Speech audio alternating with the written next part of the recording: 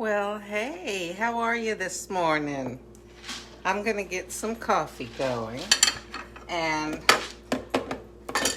this morning I have been out with Grayson for, oh golly, probably 45 minutes. And that gives me my story for this morning. Now, see, he's down there using his wobbler to get food, which I'm really glad about. Yeah, there he goes. Okay, so let me just get some coffee going here, and I will tell you something that I'm hoping is going to be of help to some people. Let's see here. You know, yesterday I was going to get this vanilla custard pie. I think I'm going to get this today. Okay, let me get this going and I will tell you this story. Okay.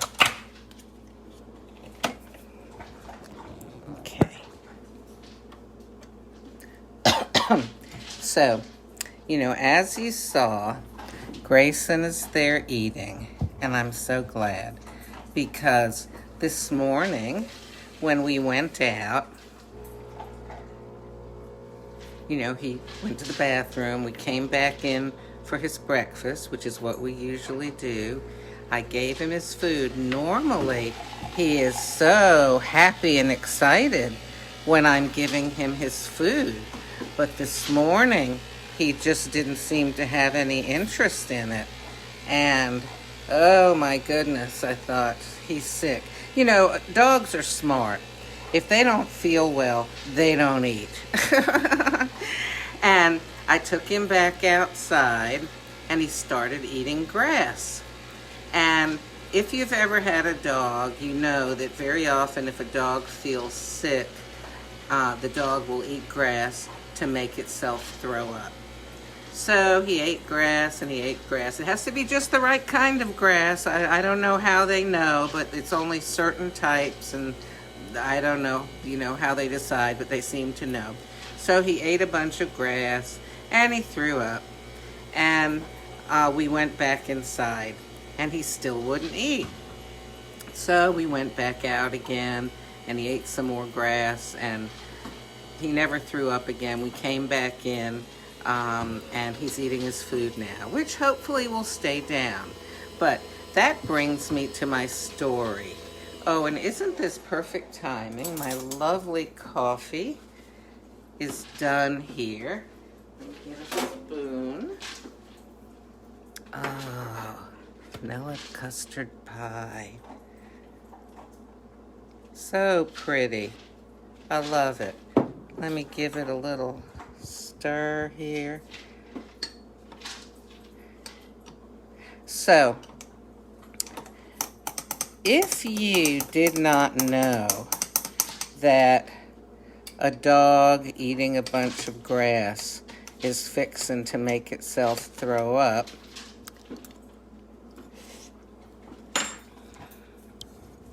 you know, I guess I should put a disclaimer on this. If you tend to get queasy easily, maybe you shouldn't listen to this.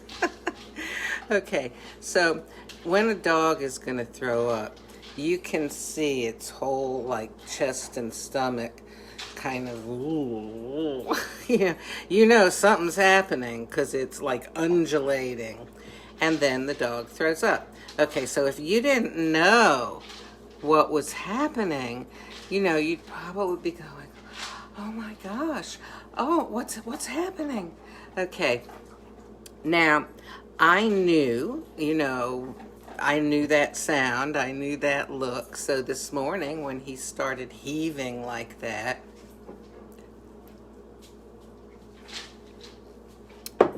I knew it was going to happen, and I was standing there thinking, okay, you know, go ahead, throw up. And, you know, I waited till he was done, and okay, let's go back in the house. It was no big deal. It's something that dogs do. They know to do it. It's good for them. Makes them feel better. Okay, Now, here's a third scenario. The first one was somebody who didn't know what was going on. And the second one, somebody who knew what was going on and was waiting for the situation to progress and finish. Okay, third scenario. You're in your house. You okay, Grayson?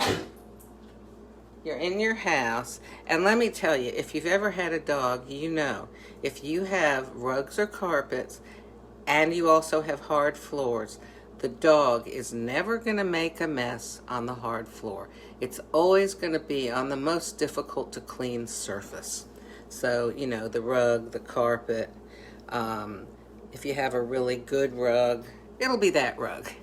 So, you see your dog obviously looking like he's going to throw up, and he, is running around, and he lands right on your best carpet, and your reaction is, oh my gosh, no, get the dog off the carpet. And I've been known to drag dogs onto the hard floor from a carpet when they were going to get sick. I'm sure if you have a dog that's ever gotten sick, you've probably done that too.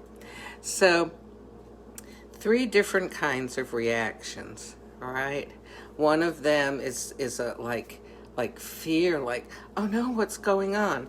The second one was, okay, let's get this over with and move on with the day. And the third one is, oh no, I don't want that to happen, do something, It's like a panic. Okay, so what's the difference in those 3 situations, all right? The dog is not different. The dog is throwing up in each situation. What's different is your reaction, okay? Now, what I would like to propose is, can you choose how you react? Well, yes, obviously you can. The very first time I saw a dog, my dog, throwing up, I had never seen that before, and I was, what's happening? And today, I was like, okay, I know the routine, just looking to see what he's doing. So, this'll progress, and we'll get over with it. Are you okay, Grayson? You seem to be okay. I certainly hope you are. We'll go out again in a little while, all right? You're a good fella. And then, your dog is about to hit your good carpet, and it's like a panic thing. Well, today, when he was throwing up, I don't know, why would I panic? I understood what was going on, and I was waiting for it to progress. Now, let's apply this to situations in your life, okay? Let's say one of your kids, teenager, could be a toddler, or your spouse or someone you live with, is doing something or acting in a way that you really, gets on your nerves, okay? You have a choice how to respond, right? Now, you can react. Let's talk about the difference between react and respond, okay? When I say react, it's like, okay, if I poke you, you're probably going to go, oh, That's a reaction. It's kind of natural. But if I say to you, I'm going to poke you, then, you're not going to be surprised by it. You know it's coming. And you can respond rather than react. You might, I might poke you and you just sit there, or you might kind of flinch a little bit, but you're not going to go, whoa. Well, so reacting usually happens when something, you're not expecting something, it's a surprise to you, or when you have a habit of reacting a certain way, all right? responding usually involves taking a second, stepping back, and thinking about the situation. And you can do that in a split second. You really can in many situations. For example, let's say that your toddler throws a tantrum, or your teenager, or your spouse. You know, a lot of times people just react. You know, their blood pressure starts to go up. It's like, oh, this is happening again. Oh, you know, and you can get all angry and upset. Or you can take a step back, take a breath, and think, okay, how can I handle this situation that's maybe going to be helpful? Or if there's no way to help the situation, at least won't get my blood pressure going through the roof, you know? It's a good thing to get excited about something if it's exciting. But, you know, if you don't have to get all worked up about something, don't stress your system out by getting all worked up. So, you know, I guess what I'm saying is, if you understand what's happening, if it's happened before, like the throwing up dog, okay, you don't have to go, you know, and get all in a tizzy, and you can say to yourself, okay, what am I gonna, you know, what should I do? Like if the dog is on my good carpet, where is he? Oh, well, I don't hear any sounds, so that's probably good news. So if he's on my good carpet and I hear the throwing up noises, I don't have to start going, you know, I can just calmly go over and try to pull him off the carpet, or put something under, you know, his mouth real quick, or something like that. A lot of us, I think because it's easier, we get in a habit of, you know, having a big emotional, dramatic reaction to a lot of things, particularly in relationships. And so what I'm proposing today is think about that. Where do you have that kind of reaction to things that maybe you don't have to?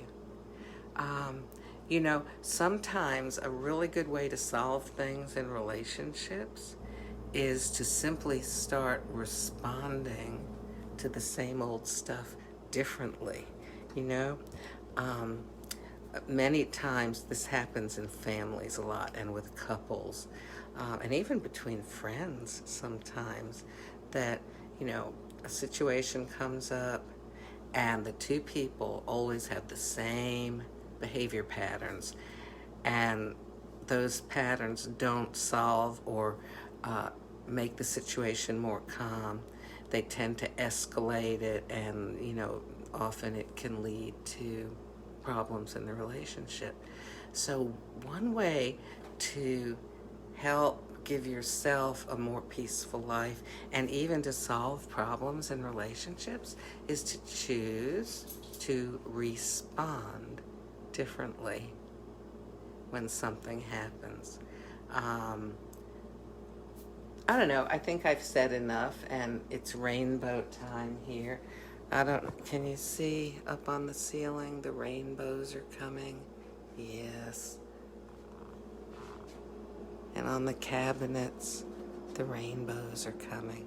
It's a happy time. I'm gonna sit and drink my coffee and kind of hope that Grayson doesn't get sick. We'll go for another walk soon, so he'll have all of the grass and the dirt and everything to throw up on if he needs to.